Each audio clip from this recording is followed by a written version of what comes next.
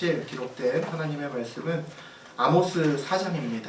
우리 1절에서 13절 4장 전체 내용 보시겠습니다. 구약성서 1277페이지에 있습니다. 예, 저하고 여러분이 한 절씩 교독하겠습니다. 제가 먼저 4장 1절부터 교독합니다. 사마리아의 산에 있는 바산의 암소들아, 이 말을 들으라. 너희는 힘없는 자를 학대하며 가난한 자를 압제하며 가장에게 이르기를 술을 가져다가 우리로 마시게 하라 하는도다. 주 여호와께서 자기의 거룩함을 두고 맹세하시되 때가 너희에게 이르시라. 사람이 가지고 너희를 끌어가며 낚시로 너희의 남은 자들도 그리하니라. 너희가 성 무너진 대를 통하여 각기 앞으로 바로 나가서 하르몬에 던져지리라. 여호와의 말씀이니라. 너희는 베델에 와서 범죄하며 기도에서 죄를 더하며 아침마다 너희 희생을 3일마다 너희 11조를 드리며 누룩 넣은 것을 불살라 수은제로 드리며 낙헌제를 소리내어 선포하려무나. 이스라엘 자손들아, 이것이 너희가 기뻐하는 바니라. 주 여호와의 말씀이니라.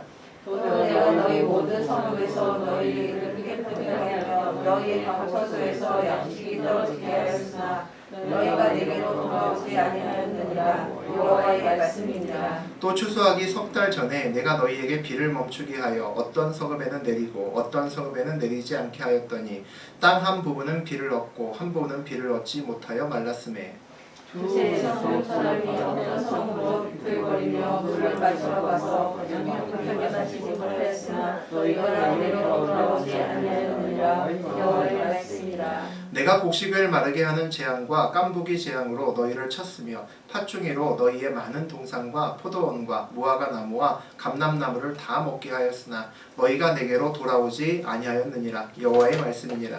내가 너희 중에 저녁병 보내기를 애굽에서 한 것처럼 하였으며 칼로 너희 청년들을 죽였으며 너희 말들을 노랗게 하여 너희 진정의 낚시로 코를 찌르게 하였으나 너희가 내게로 돌아오지 아니하였느니라. 여호와의 말씀이니라. 내가 너희 중에 성을 무너뜨리기를 하나님인 내가 소돔과 고모라를 무너뜨림같이 하였으므로 너희가 불붙는 가운데서 빼낸 나무 조각같이 되었으나 너희가 내게로 돌아오지 아니하였느니라. 여호와의 말씀이니라. 그러므로 이스라엘아, 너희가 내게 행하리라. 내가 이것을 너희에게 행하리니 이스라엘아, 내 하나님 만나기를 준비하라. 예, 우리 13절 함께 읽습니다. 보라, 산들을 지으며 바람을 창조하며 자기 뜻을 사람에게 보이며 아침을 어둡게 하며 땅의 높은 데를 방다니는 그의 이름이 만군의 하나님 여호와이니라. 하나님 말씀입니다. 네, 우리 아모스 4장 1절에서 13절 내용을 가지고 하나님께 돌아오지 못한 이유, 하나님께 돌아오지 못한 이유라는 제목으로 함께 은혜 나누겠습니다. 아모스서의 시작은 이스라엘이 아니라 주변 국가들로부터 시작을 했죠. 뭐 암몬이라든지 모압이나 애굽, 블레셋 그 나라를 하나하나씩 돌아가면서 하나님의 말씀을 쏟아내었습니다. 여러 가지 서너 가지 죄를 지었는데 그것 때문에 하나님의 심판을 피할 수 없을 거다. 그런 내용으로 한참 이야기를 하다가 그 화살의 끝이 이제 계속 끝까지 가르치고 있는 것은 주변 나라들뿐만이 아니었다는 거죠. 하나님께서는 그의 활시 위에 아모스에게 말씀을 실어서 쏘셨다고 되어 있습니다. 그래서 그 종착지가 남왕국, 남유다를 지나서 마지막으로 북왕국과 북이스라엘의 심장부에 꽂히는 것을 우리가 보았습니다. 지난 시간에 이어서 이번 시간도 하나님의 경고가 북왕국, 북이스라엘에게 이어지는 것을 볼 수 있습니다. 우리 그 내용을 함께 보도록 하겠습니다. 우리 1절 다시 한번 읽어보겠습니다. 사마리아의 산지에 있는 바산의 암소들아, 이 말을 들으라. 너희는 힘없는 자를 학대하며 가난한 자를 압제하며 가장에게 이르기를 술을 가져다가 우리로 마시게 하라 하는도다. 사마리아 산의 바산의 암소라고 되어 있습니다. 우리 북왕국 사람들을 대표하는 그런 말로서 이렇게 쓰여져 있는데, 바산이라는 곳은 푸른 목처지가 아주 비옥한 땅입니다. 그러니까 많은 소와 또 염소들, 또 양들이 좀 풍족하게 먹고 살을 찌울 수 있는 그런 땅이죠. 바산의 암소라고 하는 것은 기름지고 살찐 소라고 하는, 살찐 암소라고 하는 표현이죠.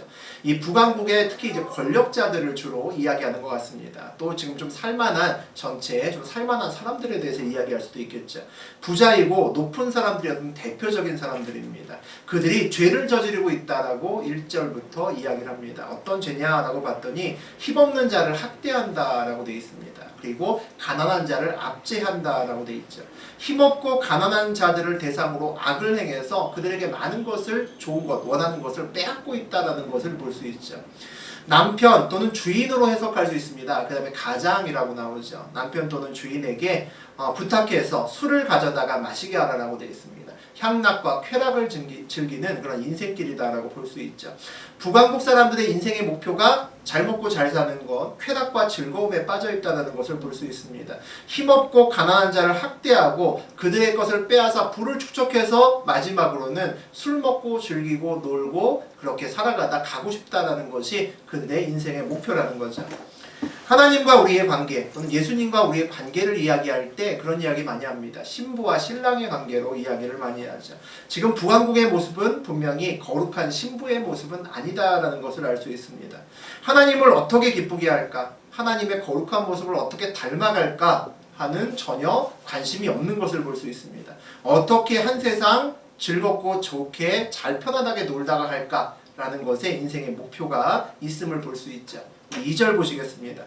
주 여호와께서 자기의 거룩함을 두고 맹세하시되 때가 너희에게 이를지라 사람이 갈고리로 너희를 끌고 가며 낚시로 너희의 남은 자들도 그리하리라. 때가 너희에게 이를지라라고 되어 있습니다. 우리 기독교인들이 굉장히 좋아하는 말 중에 하나가 그거 있습니다.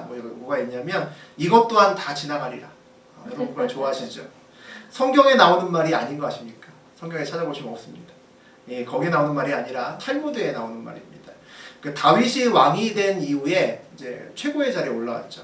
아, 내가 옛날에 고생 많이 했는데 이제 왕이 됐는데 내가 그렇게 어려웠을 때도 절망하지 않고 또 이렇게 왕이 됐을 때도 교만하지 않았으면 좋겠다. 그래서 세공사를 하나 불러서 반지를 하나 만들려고 하고 거기에 내가 어려웠을 때나 또 잘 됐을 때나 항상 내가 겸손하게 있을 수 있도록 멋진 글귀를 하나 거기다가 네가 찾아서 한번 적어와. 라는 굉장히 어려운 숙제를 줬습니다. 그 세공사가 고민을 많이 했겠죠. 근데 쉽지 않겠죠. 그래서 그 사람이 그 당대의 최고의 그 지혜의 산 증인이 우리 솔로몬, 다윗의 아들이죠. 가서 솔로몬에게 부탁을 합니다. 좋은 글 하나 달라고. 그러니까 솔로몬이 기도하는 가운데 가르쳐 주었다는 그 글귀가 이것 또한 다 지나가리라 라고 하는 말입니다. 탈무드에 나옵니다. 좋은 일도 나쁜 일도 다 지나간다는 거죠. 지나가는 것에 마음을 두지 말라라는 겁니다. 그런데 세상 사람들은 이 말을 많이 하죠. 세상 사람들도 많이 합니다. 할 때 허무한 인생길에 대해서 이야기할 때 많이 합니다. 인생 뭐 있어? 어떻게 살든 잘 살든 못 살든 다 지나가. 그런 의미로 할 때가 굉장히 많다는 거죠. 기독교인들은 이 말을 할 때 소망의 의지에 대한 표현으로 이 말을 많이 합니다. 우리의 소망을 변하지 않는 하늘에 둔다라는 표현으로 많이 하죠. 다 지나가면 그만 이 세상에 어떤 기쁨이나 어떤 슬픔도 우리를 흔들 수 없다라는 말을 할 때 보통 이것 또한 다 지나간다라는 말로 이야기를 합니다. 그런 때 중에서 여러 가지 때가 있는데 여러 가지 때 중에서 반드시 오는 때도 있습니다. 다 지나가는 때도 있지만 반드시 오는 때도 있습니다. 우리가 자주 쓰는 말 중에서 받아놓은 때, 정해진 때는 반드시 온다라는 말을 가끔 합니다. 우리 군대에 가 있는 우리 남녀한 우리 청년도 있지만 그 입대할 때는 제대 날짜가 까마득하죠. 야, 저거 도대체 언제 오는 거야? 라는 생각이 듭니다. 근데 또 그런 말도 있죠. 국방부식에는 거꾸로 돌려놔도 돌아간다. 매달아도 시간은 간다. 라는 얘기도 있습니다. 가끔 우리 이제 청년들이나 또 어르신들은 잘 못 가시지만 우리 요즘 청년들은 해외여행 같은 것들을 미리 계획해서 많이 갑니다. 그럼 6개월이나 한 거의 1년 전부터 비행기 싼 거 막 찾아봐서 계획을 세웁니다. 또 어르신들도 역시 우리 권사님이나 장로님이나 또 우리들도 그렇게 할 수 있죠. 그래서 6개월이나 한 1년 후에 내가 정말 가고 싶었던 곳을 큰 마음 먹고 예약을 딱 끝내놓고 나면 그 시간이 기다려집니다. 시간이 아주 안 가죠. 1년 앞에 또 6개월 앞에 있는 시간이 그렇게 안 갈 수가 없습니다. 그런데 그 시간이 오래 있었던 것 같지만 멀리 있는 것 같지만 언젠간 다가옵니다. 참 재밌는 것은 기대되는 오랜 여행을 세워놓을 때는 기다려지고 왜 이렇게 시간이 안 가냐 그랬는데 막상 그때가 와서 공항에 가서 출발하면 왜 이렇게 시간이 빨리 가는지 분명 같은 시간인데 후딱 가버리죠. 속도가 다릅니다. 때에 두 가지가 있습니다. 지나가는 때가 있고 안 지나가는 때도 있습니다.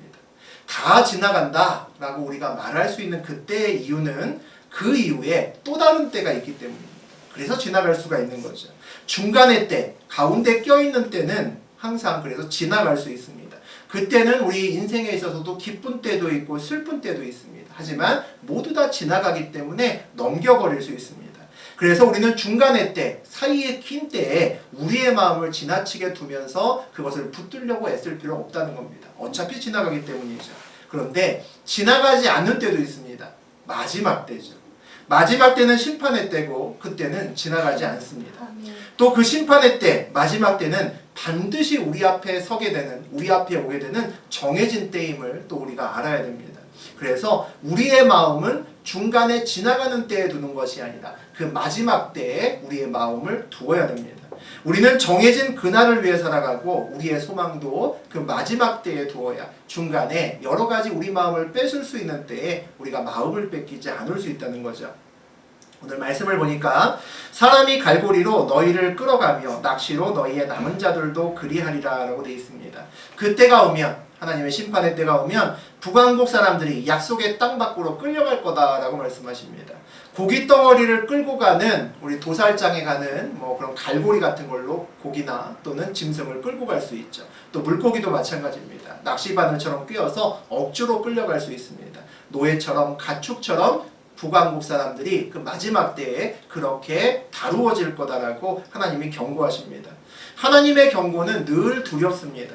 하나님의 경고는 보통 마지막 때에 대한 경고이기 때문에 두려운 거죠. 그때는 다 지나가 버려, 견뎌서 버티면 돼, 괜찮아 라고 말할 수 있는 그때가 아니기 때문입니다. 하나님의 때는 지나가지 않는 때고 또 반드시 오는 때이기 때문에 우리는 하나님의 경고의 때를 항상 귀를 기울여서 들어야 된다는 거죠. 우리 3절 보시겠습니다. 너희가 성 무너진 데를 통하여 각기 앞으로 바로 나가서 하르몬에 던져내리라. 여호와의 말씀이니라. 말씀대로 살지 않고 가난한 자, 힘없는 자를 막 등치고 괴롭혀서 세상의 즐거움만 만끽하고 살려고 하는 그 북왕국 사람들, 그들이 성문이 아니라 성 무너진 데를 통해서 끌려간다라고 되어 있습니다. 이 사마리아 성이 완전히 무너졌다는 이야기죠. 각기 앞으로 바로 나가서라고 되어 있습니다. 마치 굴비나 이런 것들이 줄줄이 꿰져서 나오는 것처럼 포로로 식민지로 간다라는 겁니다. 그런데 하르몬이라고 하는 아주 구체적인 이름이 주어져 있습니다. 이 경고를 들으면 어떤 생각이 들까요? 이 경고는 사실이구나. 구체적이고 정말 사실에 입각한 이야기구나를 알 수 있도록 굉장히 구체적으로 아모스를 통해서 예언이 주어지고 있음을 볼 수 있습니다. 우리 4절과 5절 보시겠습니다. 너희는 베델에 가서 범죄하며 길갈에 가서 죄를 더하며 아침마다 너희 인생을 3일마다 너희 11조를 드리며 누룩 넣은 것을 불살라 수은제로 드리며 낙헌제를 소리내어 선포하려구나. 이스라엘 자손들아, 이것이 너희가 기뻐하는 바니라. 주 여호와의 말씀입니다. 베델은 우리 지난 시간에 나왔었는데 북왕국의 가짜 성전이었습니다. 우리 백성들이 전부 다 남왕국에 있는 유다에 있는 예루살렘으로 가버리니까 아니야, 우리도 멋진 성전 지었어. 금송아지 갖다 놓고 지었던 그 우상을 섬기는, 하나님이라고 이야기하면서 우상을 섬기는 곳이 베델이었고요. 길갈은 또 다른 어떤 우상의 그 숭배처입니다. 그 두 곳에 가서 베델에 가서 범죄하고 길갈에 가서 죄를 더한다라고 오늘 말씀합니다. 이스라엘 백성이 베델과 길갈로 가는 이유는 제사를 지내러 가는 겁니다. 제사를 왜 지낼까요? 우리 요즘에 우리 새벽에 레위기 읽고 있습니다. 레위기 읽다 보면 많은 제사가 나오죠. 속죄제도 있고 속건제도 있고 번제도 있고 화목제도 있고 소제도 있고 또 요제도 있고 이런저런 그 제사들에 대해서 우리가 쭉 읽습니다. 그 제사들의 대표적인 드리는 이유, 목적이 뭐냐면 죄를 사하기 위해서 드리는 겁니다. 내가 알고 지은 죄를 없애기 위해서 속죄제를 드리고, 혹시 내가 알지 못하고도 지은 죄가 있을 수 있죠. 그것을 위해서 또 속건제를 드립니다. 그래서 이런저런 제사의 대표적인 이유는 죄를 사하기 위해서 우리가 드리는 겁니다. 죄를 사해서 뭐 할까요? 거룩한 하나님과 가까이 가기 위해서 우리가 죄를 사하는 거죠. 그런데 베델과 길갈에서 제사를 드렸는데도 불구하고 죄가 사해지는 것이 아니라 오늘 보니까 죄를 더해진다라고 되어 있습니다. 죄가 더해진다라고 되어 있는 거죠. 제사를 드림에도 죄가 없어지는 것이 아니라 죄가 더 드려진다는 겁니다. 더해진다는 거죠. 뭐의 문제가 있을까요? 제사의 문제가 있을 수 있고 또 제사 드리는 사람의 문제가 있을 수 있겠죠. 아침마다 너희 희생을 3일마다 너희 11조를 드리며 라고 되어 있습니다. 아침마다 제사를 드리고 3일마다 11조를 드린다는 것은 무슨 얘기일까요? 듣기만 해도 야 진짜 열심히 신앙생활 하네 라는 생각이 든다는 거죠. 우리가 매일 새벽예배 드리고 남들보다 몇 배나 많은 헌금을 하는데도 문제야 라고 그렇게 이야기하고 있습니다. 누룩 넣은 것을 불살라 수은제로 드리며 낙헌제를 소리내어 선포하려무나 라고 되어 있죠. 수은제와 낙헌제는 감사의 제사입니다. 화목제의 일종인데 감사의 제사인데 의무적인 제사가 아닙니다. 우리 제사에는 꼭 드려야 되는 의무적인 제사가 있고 자기가 기분 내킬 때 그렇게 하는 그런 제사가 있습니다. 우리 헌금도 마찬가지고 예배도 마찬가지죠. 그렇게 구분할 수가 있습니다. 그런데 우리가 일반적으로 주일날 대예배는 꼭 지키려고 애를 씁니다. 믿음이 별로 그래도 좀 많이 좋지 않아도 주일날은 지켜야지 하는 사람들이 많습니다. 그런데 주일뿐만 아니라 수요일날도 와서 예배드리고 또 이렇게 철야 예배 때도 함께 예배드리고 그러면 어떤 생각이 듭니까? 야 정말 열심히 신앙생활 하는구나를 볼 수 있는 거죠. 마찬가지입니다. 북한국 사람들이 의무적인 제사가 아님에도 저런 제사를 함께 드리면 야 신앙생활 열심히 하고 있네라고 충분히 볼 수 있다고 하는 거죠. 근데 문제라고 이야기를 합니다. 수은제는 특이하게도 누룩을 넣은 유교병, 유교병이 누룩을 넣은 그 빵이죠. 누룩 넣은 유교병을 함께 드리는 제사입니다. 일반적으로 제사 때는 유교병이 아니라 무교병을 드립니다. 누룩을 넣지 않은, 그러니까 우리 사람으로 치면 맛없는 빵입니다. 우리는 누룩을 넣어서 부풀어야 아우 쫄깃쫄깃해 이러고 맛있게 먹는데 하나님은 그 빵 올리지 말라고 보통 얘기하십니다. 그래서 제사 때 누룩이 안 들어간 딱딱한 빵, 무교병을 주로 올립니다. 그런데 특이하게 유교병을 함께 드려도 되는 제사가 우리 수은제라고 하는 그런 제사입니다. 그 제사는 그 유교병을 드려도 되는 제사죠. 그런데 유교병을 드려는 되지만 이 빵을 태워서는 안 됩니다. 그 레위기에 나오는 내용을 보게 되면 절대로 누룩 넣은 어떤 것을 그냥 드릴 수는 있지만 태워서는 안 된다라고 되어 있습니다. 그런데 북한국 사람들은 지금 사실 율법을 어기고 있는 겁니다. 잘못되게 지금 제사를 드리고 있는 거죠. 일부러 그랬을까요? 아니면 모르고 그랬을까요? 모르고 그랬겠죠. 안 지내도 되는 제사까지 드리는 사람들이 모르고 잘못 해오는 거지 알면서 이럴 리가 없겠죠. 복 받으려고 나와서 기도하는 사람이 복에 해가 되는 짓을 할 필요가 없습니다. 모르고 잘못할 수 있잖아요. 근데 왜 이렇게 자꾸 문제라고 말씀하시는 걸까요? 사랑하는 사람이 생겼습니다. 생일 선물도 줬고 100일도 챙기고 200일도 챙기고 300일도 챙기면서 알콩달콩 그렇게 사랑을 키워가고 있습니다. 어느 날 우연히 날짜를 딱 보니까 만난 지 333일인데 아무 의미가 없는 날인데도 복삼자가 3개구나. 트리플이네. 갑자기 사랑하는 사람에게 특별한 시간을 만들어주고 싶어서 애인을 불러냅니다. 멋진 레스토랑에서 소고기 스테이크를 사주었습니다. 근데 애인이 안 먹는 겁니다. 왜 안 먹냐고 그랬더니 나 원래 채식주의자인데 몰랐어 이러는 거. 그래서 아까워서 그녀의 목까지 다 먹었죠. 이대로 끝나면 안 되니까 그럼 내가 더 맛있는 거 사줄게 가자 라고 해서 아주 비싼 거 큰맘 먹고 새우 소금구이를 사줬습니다. 아주 튼실한 놈으로 비싼 걸로 사줬습니다. 그런데 이번에도 애인이 안 먹는 겁니다. 왜 안 먹냐고 물어봤더니 새우 알러지가 있다고. 돈은 많이 썼는데 돈을 날린 거죠. 오늘의 상황이 뭐가 문제일까요? 여러분 무슨 생각이 드십니까? 아마도 채식주의자이고 새우 알러지까지 있는 그 여성의 집이 아주 부자던가 집안이 한자리 하던가 이 남자가 사랑하는 다른 이유가 있을 거다라고 누구나 생각할 수 있습니다. 적어도 이 남자가 이 여자 사랑하지는 않는구나 라는 생각이 든다는 거죠. 누룩을 태우면 안 된다는 기본을 모르는 사람들이 의무적인 제사가 아니라 수은제나 낙헌제까지 드린다라는 것은 이상한 겁니다. 하나님께 관심이 없는데 사랑하지 않는데 다른 의도로 예배를 드리고 있다는 거죠. 수요예배, 금요예배도 드리는 성도들이 있을 수 있습니다. 찬양도 따라 부르지 않고 말씀도 듣지 않습니다. 구석에 앉아서 핸드폰만 볼 수도 있는 거죠. 그럼 무슨 생각이 듭니까? 적어도 하나님께 큰 관심은 없구나라는 것을 알 수 있습니다.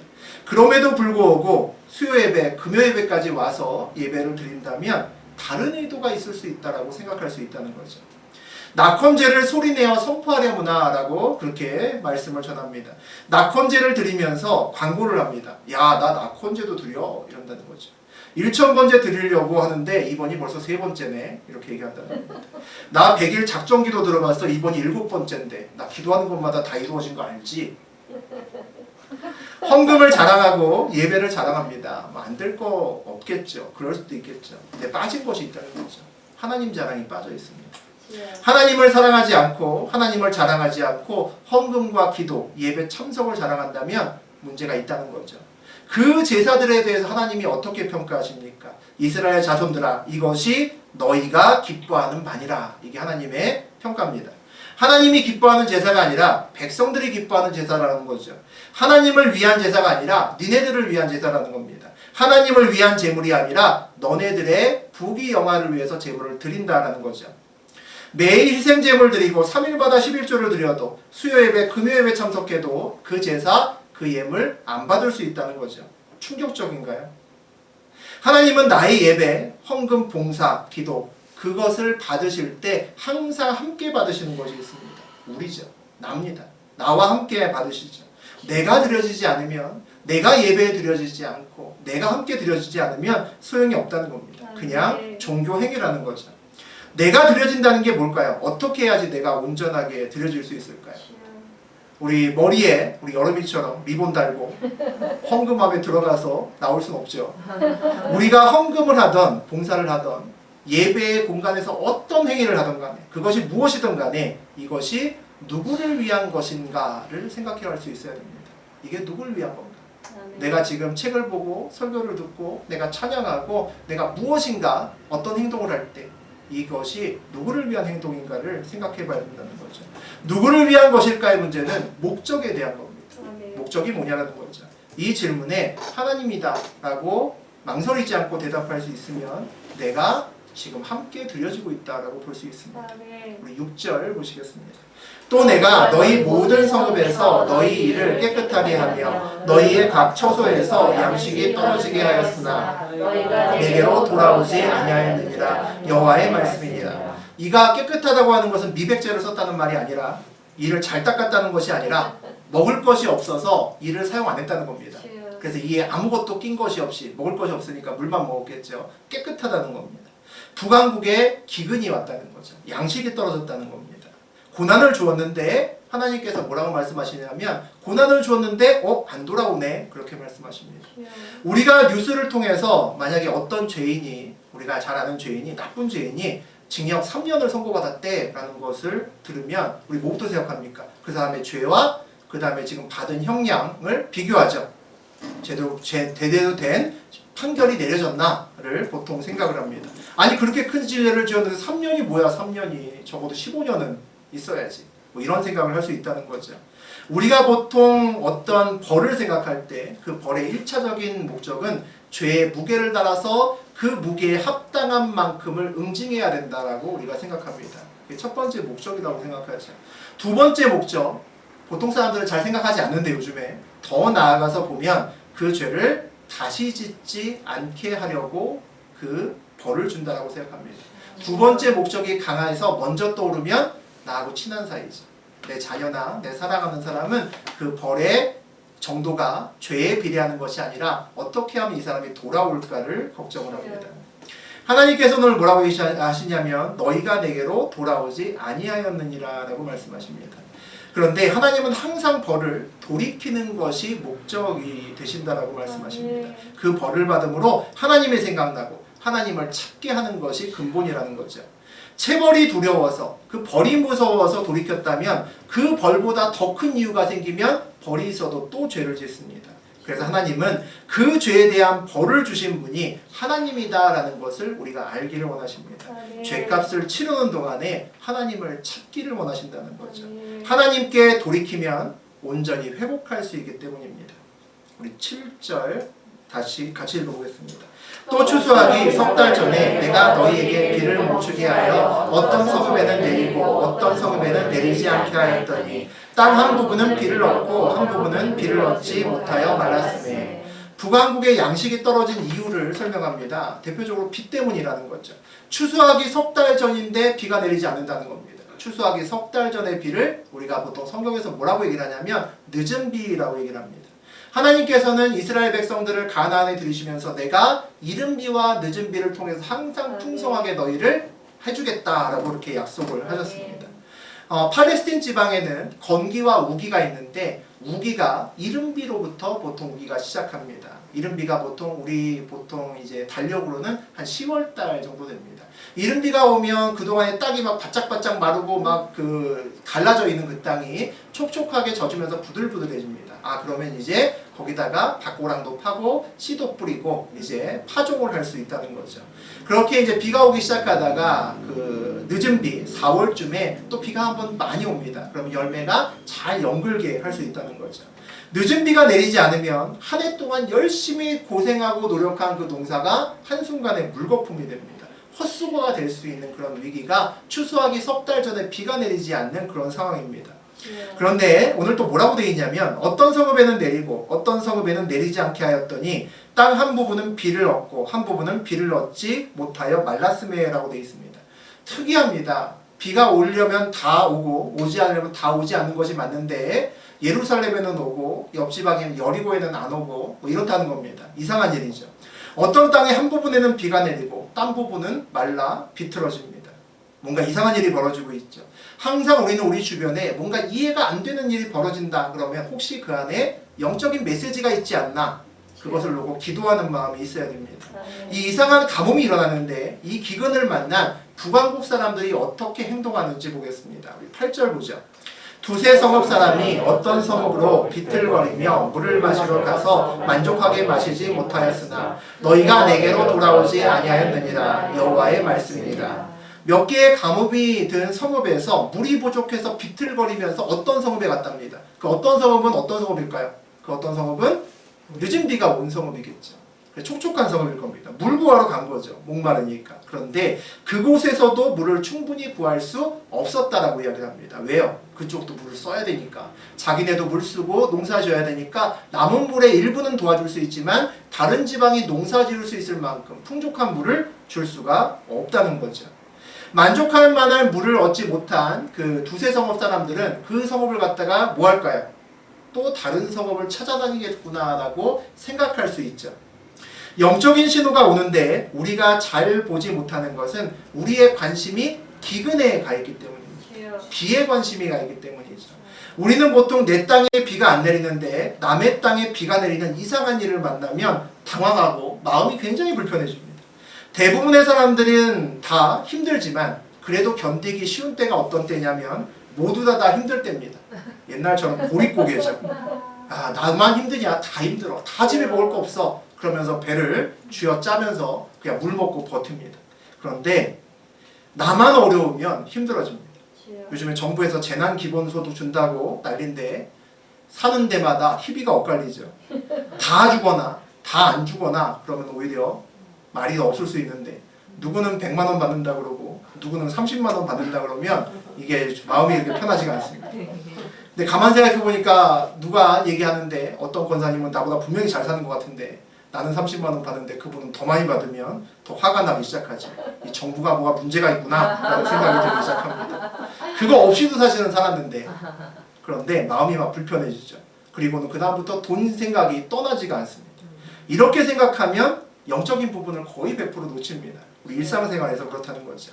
기근을 당한 그래서 이스라엘 백성들도 하나님이 아니라 물 찾아서 이 성읍 저 성읍으로 늦은 비가 내리는 성읍을 계속 돌아다니고 있습니다. 너희가 내게로 돌아오지 아니하였느니라. 하나님이 탄식하는 그 글이 장면이 역시 8절의 마지막에도 나와 있습니다. 이스라엘 백성들에게 이른 비와 늦은 비는 하나님의 임재와 사랑의 상징입니다. 그것이 사라졌다면 하나님과 나와 좀 문제가 생겼나 보네 라고 생각해야 되는데 어느 누구도 그런 생각하지 않는다는 거죠. 늦은 비가 있는 지역이 어디야 묻고 그곳에 가서 물을 구하러 간다는 겁니다. 9절 보시겠습니다. 내가 곡식을 마르게 하는 재앙과 깐부기 재앙으로 너희를 쳤으며 팥중이로 너희의 많은 동산과 포도원과 무화과 나무와 너희가 내게로 돌아오지 아니하였느니라. 여호와의 말씀입니다. 기근의 시작은 늦은 비가 안 오므로 이제 시작되었습니다. 근데 그걸로 끝나지 않았습니다. 오늘 보니까 깐부기 재앙이 있습니다. 깐부기는 농작물에 발생하는 질병입니다. 그런 질병이 돌았다는 거죠. 그러니까 더 심하게 이제 먹을 것이 없어졌겠죠. 팥중이 재앙, 우리 오랜만에 나왔죠. 우리 요엘 공부했을 때 계속 메뚜기, 팥중이 얘기들 많이 나왔었는데 팥중이 재앙, 메뚜기입니다. 그래서 이제 메뚜기 재앙까지 겹쳤으니까 이제 곡식뿐만 아니라 오늘 성경에 보니까 포도나무, 무화과나무, 감람나무 대표적인 이스라엘의 그런 과실수들도 열매가 사라졌다라고 되어 있습니다. 야, 이제 기근의 피해가 이제 더 심각해져서 회복할 수 없다는 거죠. 들에 곡식만 없는 것이 아니라 산에도 열매가 없는 그런 지경에 이르렀습니다. 하나님께서 또 뭐라고 하십니까? 너희가 내게로 돌아오지 아니하였느니라. 그럼에도 불구하고 이스라엘 백성들이, 북왕국 백성들이 하나님 안 찾는다는 겁니다. 왜 그럴까요? 이 재앙이 하나님과 연관되어 있다고 생각 자체를 못하는 겁니다. 자기와 하나님의 관계에 문제가 있구나라는 생각이 들지 않는다는 거죠. 왜 그럴까요? 수요 예배와 금요 예배를 열심히 드렸기 때문이죠. 우리 10절 보시겠습니다. 내가 너희 중에 전염병 보내기를 애굽에서 한 것처럼 하였으며 칼로 너희 청년들을 죽였으며 너희 말들을 노력하게 하며 너희 진영의 악취로 코를 찌르게 하였으나 너희가 내게로 돌아오지 아니하였느니라. 여호와의 말씀입니다. 기근으로 시작된 재앙이 기근으로만 끝나지 않고 더 큰 재앙이 연이어 나옵니다. 코로나19보다 더 심한 전염병이 돌고 그 다음에 전쟁도 겪게 된다라고 우리 쓰여져 있습니다. 너희 중에 전염병 보내기를 애굽에서 한 것처럼 하였으며 라고 되어 있습니다. 북왕국에 애굽과 같은 전염병이 돌았음을 우리가 알 수 있습니다. 그 전염병이 언제 돌았냐면 애굽에서 하나님께서 이스라엘 백성들이 노예로 있을 때 출애굽시킬 때 10가지 재앙을 내렸죠. 다 아시죠? 그 중에서 5번째 재앙이 이 전염병 재앙이 있었습니다. 그 똑같은 유형의 그 재앙이 다시 한번 또 돌았다는 겁니다. 무슨 얘기가 생각나십니까? 북왕국이 애굽처럼 되었다는 거죠. 그러니까 똑같은 질병이 돌게 된 겁니다. 애굽처럼 이제 북왕국의 자리가 하나님과 같은 자리가 아니라 하나님의 대적의 자리로 자리가 바꿔치겠다는 것을 우리가 느낄 수 있습니다. 칼로 너희 청년들을 죽였으며 너희 말들을 노력하게 하여 너희 진영의 악취로 코를 찌르게 하였으나 하나님의 대적이 되어버린 북왕국은 이제 전염병 말고도 전쟁이 일어납니다. 많은 사람들이 죽고 많은 재산의 피해를 입습니다. 전쟁에 졌다는 것이겠죠. 전쟁의 패배로 시체 썩는 냄새로 코를 들 수가 없을 정도랍니다. 아비규환이라고 보시면 되겠죠. 그런데도 불구하고 너희가 내게로 돌아오지 아니하였느니라. 하나님이 또 말씀하십니다. 북왕국이 그래도 안 돌아왔다는 거죠. 도대체 왜 그랬을까요? 이 정도면 돌아올 만한데 왜 이렇게 못 알아듣는 것일까요? 11절 보시겠습니다. 내가 너희 중에 성을 무너뜨리기를 하나님인 내가 소돔과 고모라를 무너뜨림 같이 하였으므로 너희가 불붙는 가운데서 빼낸 나무 조각같이 되었으나 너희가 내게로 돌아오지 아니하였느니라. 여호와의 말씀입니다. 전쟁의 불구덩이 속에서도 북왕국이 돌아오지 않으니까 결국 소돔과 고모라가 무너진 것처럼 나라가 완전히 폭삭 망했다라고 이야기합니다. 너희가 불붙는 가운데서 빼낸 나무 조각같이 되었더라 라고 되어 있습니다. 그 가운데서도, 그 불타는 그 가운데서도 하나님의 건지심이 있었다라는 거죠. 우리 창세기에 보면 소돔과 고모라에 대한 이야기 나옵니다. 우리 다 많이 들어보셨죠. 아브라함이 기도해서 롯과 그의 아내와 두 딸이 무너지는, 불타는 소돔과 고모라에서 구원을 받게 되는 이야기입니다. 지진과 불에 타서 무너지는 지옥과 같은 소돔과 고모라를 뒤로하고 그 탈출하는 그 과정에서 천사들이 와서 당부를 합니다. 절대 뒤돌아오지 말고 앞만 보고 빨리 탈출해라. 빨리 탈출해라. 시간이 얼마 안 남았다. 그래서 온 가족이 롯과 그의 아내와 두 딸이 갑니다. 그런데 그렇게도 돌아보지 말라고 했건만 불붙는 가운데에서 빼낸 타다 남은 나무 조각과 같은 그런 느낌이었을 텐데 그럼에도 불구하고 롯의 아내가 돌아보죠. 그래서 그가 소금 기둥처럼 됩니다. 그리고 롯과 두 딸만 남았다는 이야기 다 아시죠. 지금 북왕국이 그 롯의 아내와 같다라는 겁니다. 불붙은 가운데서 빼낸 나무 조각같이 되었으나 너희가 내게로 돌아오지 아니하였으니라고 되어 있습니다. 불붙은 가운데서 빼낸 나뭇가지인데 그 나뭇가지가 타다 말고 나왔겠죠. 그런데 그 나뭇가지가 불구덩이를 다시 돌아보고 있다는 겁니다. 그것이 그들이 하나님께 돌아오지 않는 이유라는 거죠. 나왔음에도 불구하고 다시 그 불구덩이를 쳐다보고 있다는 겁니다. 우리 12절 보시겠습니다. 그러므로 이스라엘아 내가 이와 같이 내게 행하리라. 내가 이것을 내게 행하리니 이스라엘아 내 하나님 만나기를 준비하라. 하나님께서 북왕국에게 최후 통첩을 하십니다. 이 모든 재앙을 내가 북왕국 너희들에게 할 것이다. 북왕국은 너는 너희는 나를 만날 준비를 해라 라고 말씀하십니다. 하나님의 때가 가까이 왔다는 거죠. 내 앞에 이해되지 않는 일이 생긴다면 그것이 내가 보기에 좋은 일일 수도 있고 좋지 않은 일일 수도 있지만 내가 준비해야 될 것이 하나 있습니다. 반드시 하나님을 만날 준비를 하셔야 됩니다. 아멘. 이해되지 않는 일이 내 마음에 내 앞에 펼쳐지면 하나님을 만나야 되는 시간이 있습니다. 내가 하나님 만날 그 준비를 어떻게 하느냐에 따라서 그때가 다 지나가는 때일 수도 있고 지나가지 않고 반드시 임하는 때가 될 수도 있습니다. 우리가 그때 이전에 그 하나님의 때 이전에 하나님께 돌이키면 지금의 환난이 이 또한 지나가는 때가 됩니다. 아, 지나가겠구나 라고 생각할 수 있는 때가 된다는 거죠. 그런데 돌이키지 않으면 하나님을 만난 그때가 우리의 마지막 때, 우리의 심판의 때가 될 수 있습니다. 13절 보시겠습니다. 보라, 산들을 지으며 바람을 창조하며 자기 뜻을 사람에게 보이며 아침을 어둡게 하며 땅의 높은 데를 밟는 이는 그의 이름이 만군의 여호와 하나님 여호와시니라. 4장의 마지막, 제일 마지막 절에서 하나님이 누구시다라는 것을 아모스의 입을 통해서 전하십니다. 산들을 짓고 바람을 창조하시는 하나님이죠. 창조의 하나님입니다. 이 세상 모든 것들의 주인이시다라고 말씀하시는 거죠. 자기 뜻을 사람들에게 보이신다라고 말씀하십니다. 약속하시고 그 약속을 성취하시는 하나님이죠. 이 역사의 주관자시고 또 신실하게 그 역사를 이끌어 나가시는 하나님이다라는 겁니다. 아침을 어둡게 하고 높은 데를 밟는 하나님입니다. 아침을 어둡게 한다는 것은 빛과 어둠이 사람의 기준이 아니라는 겁니다. 하나님은 항상 오르시다는 거죠. 빛 위에 어둠을 놓으셔도 하나님은 오르시다는 겁니다. 선하게 주관되신다는 거죠.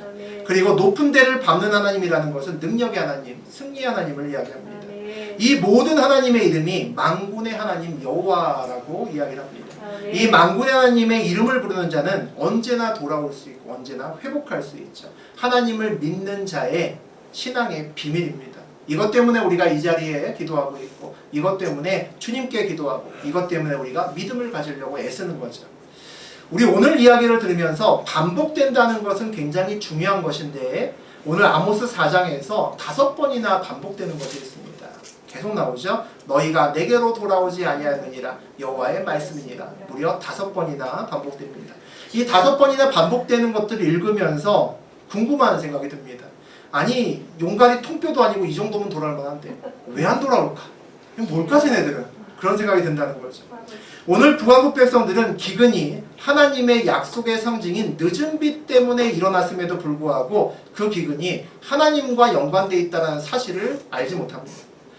이스라엘을 출애굽시키기 위해서 애굽에 내렸던 그 똑같은 질병, 그 코로나19가 또 다시 왔습니다. 그러면 애굽과 연관시키고 출애굽과 연관을 시켜야 되는데 그 생각이 나지 않습니다. 그러니 이후에 전쟁이 나도 성읍이 무너지고 소돔과 고모라처럼 그렇게 무너져도 그 사이에서 타다 남은 나무 조각처럼 비참한 신세로 살아나도 건지신 하나님이 아니라 롯의 아내처럼 불구덩이를 돌아보고 있다는 거죠. 왜 저렇게 모를까요? 참 이해가 안 된다라는 생각이 드시죠? 다시 한번 읽어보겠습니다. 4절과 5절입니다. 너희는 베델에 가서 범죄하며 길갈에 가서 죄를 더하며 아침마다 너희 희생을 3일마다 너희 11조를 드리며 누룩 넣은 것을 불사라 숨죄로 드리며 낙헌제를 소리내어 선포하였구나. 이스라엘 자손들아 이것이 너희가 기뻐하는 바니라. 주 여호와의 말씀입니다. 이것 때문에 모르는 겁니다. 예배 때문에 모르는 거죠. 하나님이 기뻐하는 예배가 아니라 자기들이 기뻐하는 예배를 드리고 있습니다. 내가 주인 되는 예배인 거죠. 하나님이 주인이 아닙니다.